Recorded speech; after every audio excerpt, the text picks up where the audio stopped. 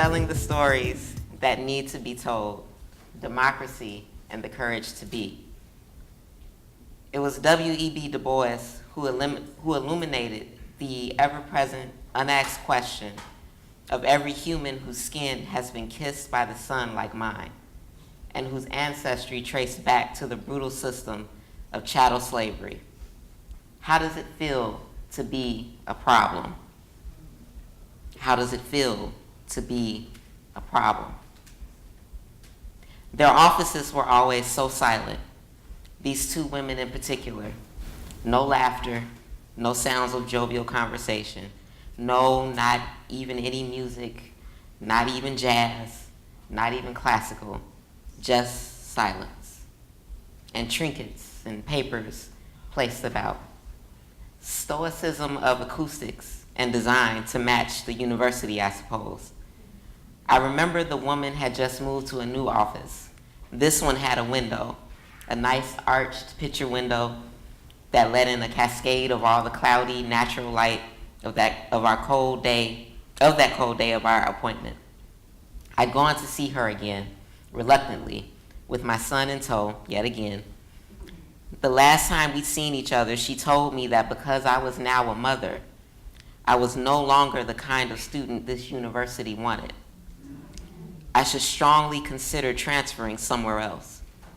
This was not a content of character, basis of merit, but have you seen my receipts sort of judgment, but a judgment based solely on the isness of my being. I was not wanted here. I was a problem, me and my child. Did I mention my child was with me that day?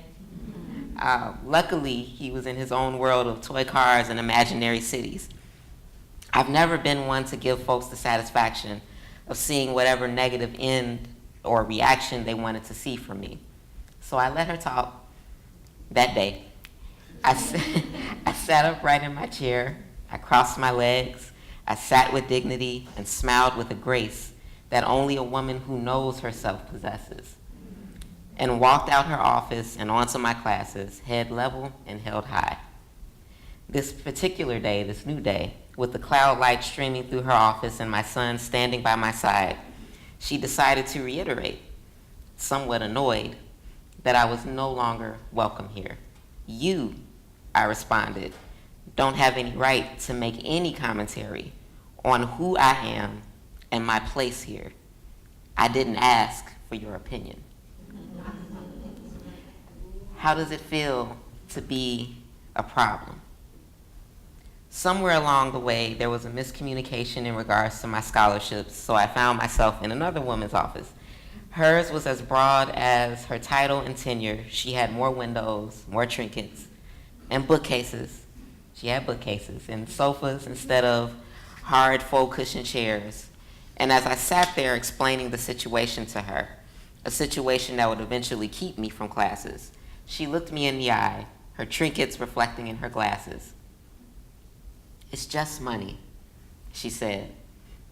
I sat there, stunned, as silence re-engulfed the room, creeping between our gaze, undulating between the sunlight glaring from behind her head. How does it feel to be a problem?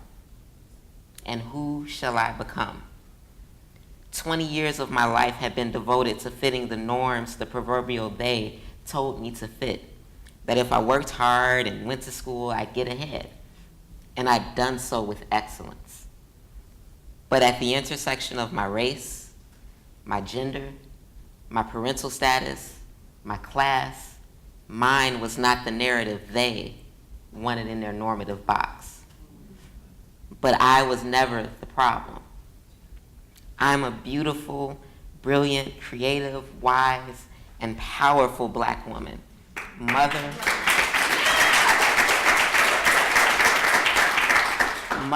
daughter, wife, sister, friend. I am not ashamed of my choice. I take joy in my choice. No one makes claim to my dignity. I make no apologies for the fullness of my humanity and my here-ness. And I am unafraid to stand up, speak out, and fight for all of those who pitch their tents and make their homes in the margins of society. The problem was never me. It's never been in being atypical to the norm. The problem is the norm itself. The myopic design of the norm that constricts the ways of being and the oppressive policies and political economy that grow out of it. Systemic oppression is insidiously evil in all the ways it seeks to crush you, subtle and not so subtle, overt and obtuse, directly and indirectly. It seeks out your ability to obtain and maintain things like food, shelter, and clothing. And it goes after intangibles like dignity, self-worth, and the ability to look yourself in the mirror. It penalizes you for the most ironic of all things, your humanity. You and all your idiosyncrasies and your loves and your stumbles and the ebbs and flows of growing into yourself day by day. Democracy in America should protect against that. Democracy in America, which claims to be rooted in freedom, should have the policies that ensure that everyone wins, not just the few that fit into a normative box. Freedom is a multiplicity of ways of being human, or a multiplicity of doors, protected, supported, and enforced by public policy.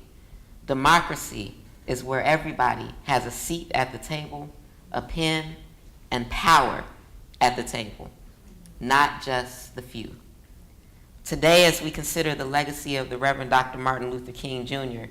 in this age, in 2018, in the multidimensionality of all of our current contexts and crises, today, I cast my story, a story that is like the stories of millions of folks across this nation, a story that illumines the need for justice, the need for freedom, the need for democracy, the need for America to, quote, be true to what you said on paper.